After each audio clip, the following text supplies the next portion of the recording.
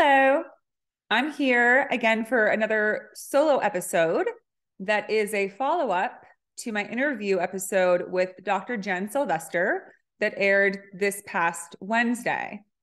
Dr. Jen is a physical therapist, and she and I talked a lot about many different areas of individual and a woman's life related to their physical being. Body image, listening to your body, physical activity, social connection, lifestyles, all that affect how well our body's doing, how our body will age, how we will feel, how we will look.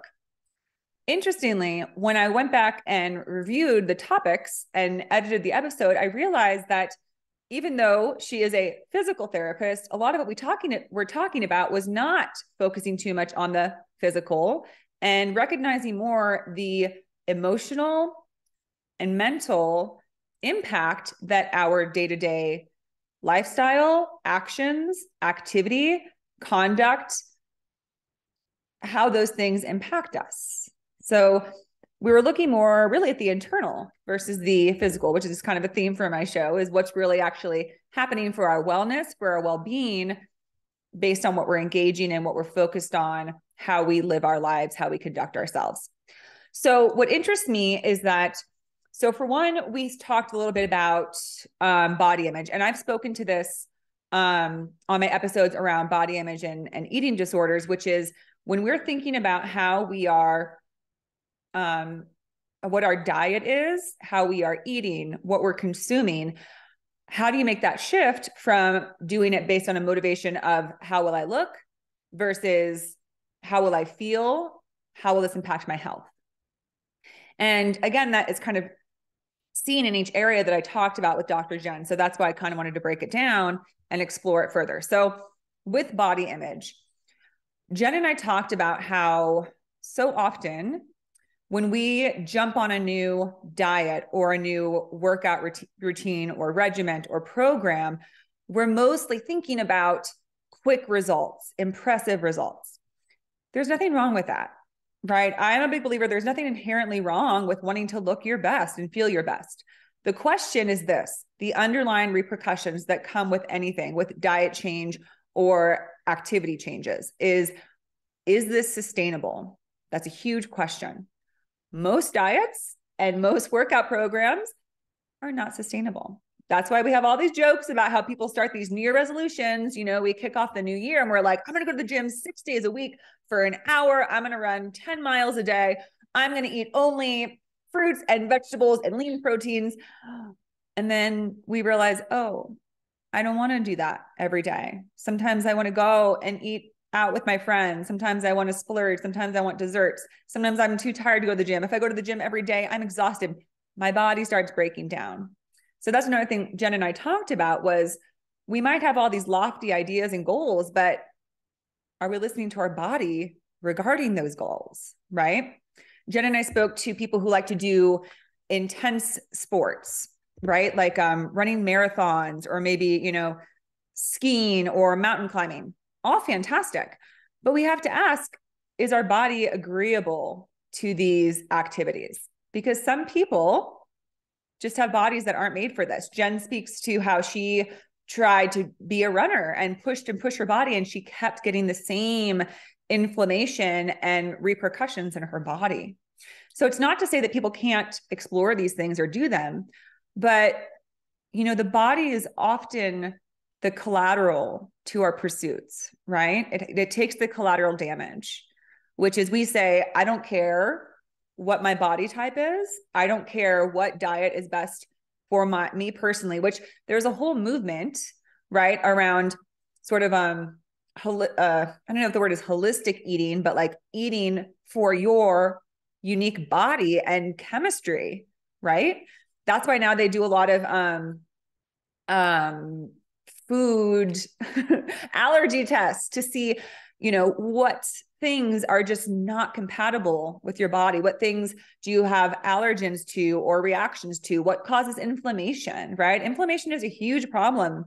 And it's usually the source of a lot of the physical symptoms that we have, right? Whether it's like fatigue or, not having sustainable energy or, feeling bloated. It's often because of what we're consuming, right?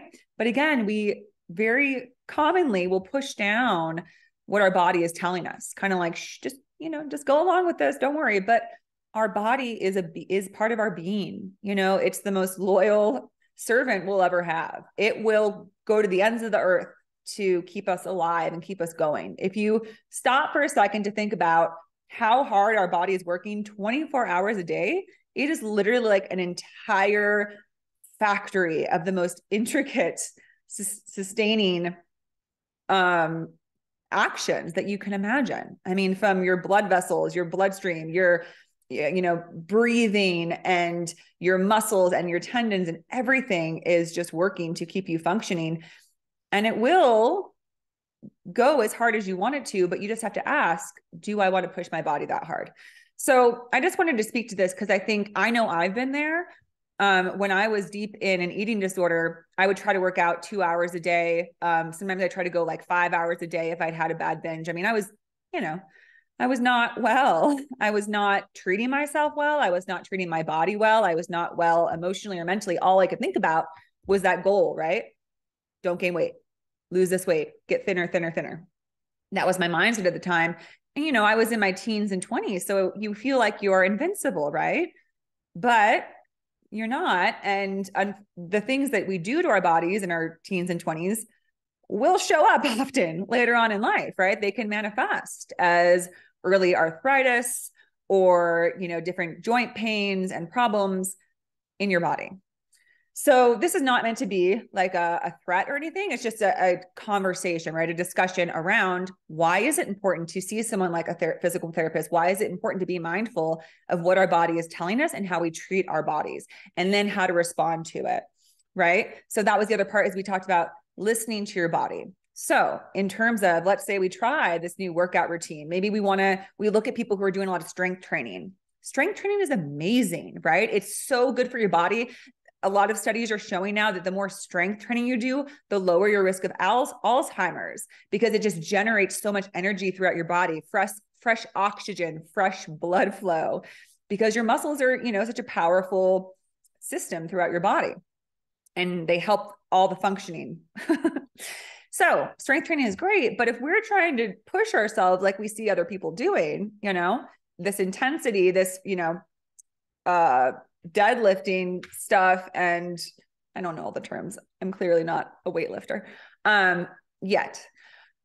Anyways, we have to be aware of whether that works for us. What does work for us? I tend to like isometrics. So just sort of like using your own body weight to build muscle, push-ups, planks, just different forms of really building muscle that way.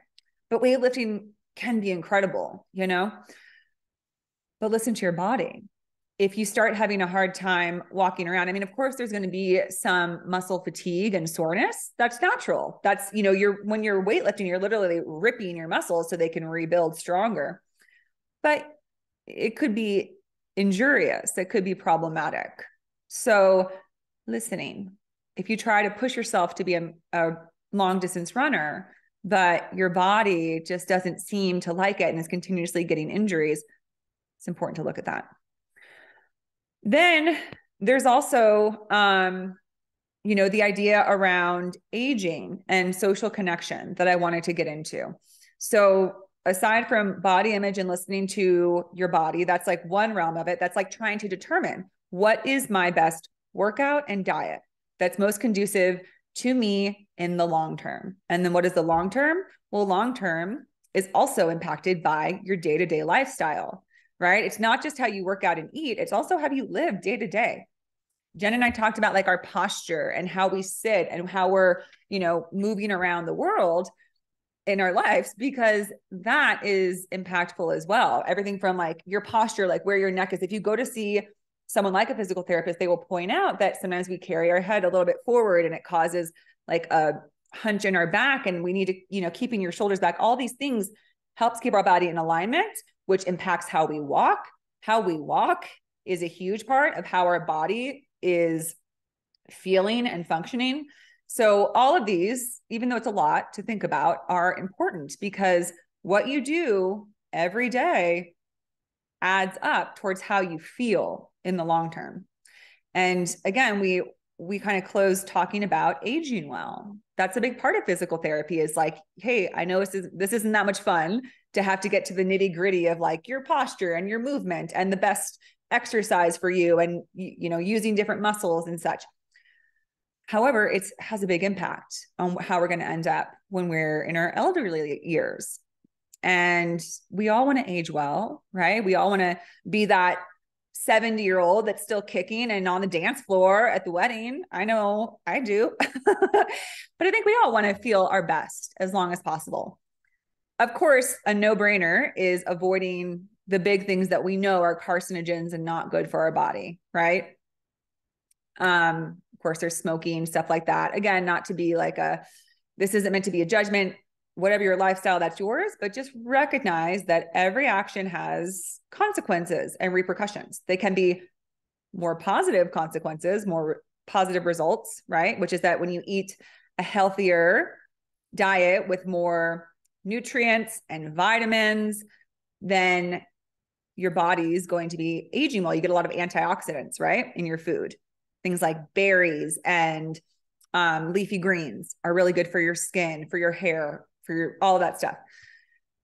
So all this to say, there's a lot to be mindful of when it comes to the connection between the mind, the body, and the emotions, right?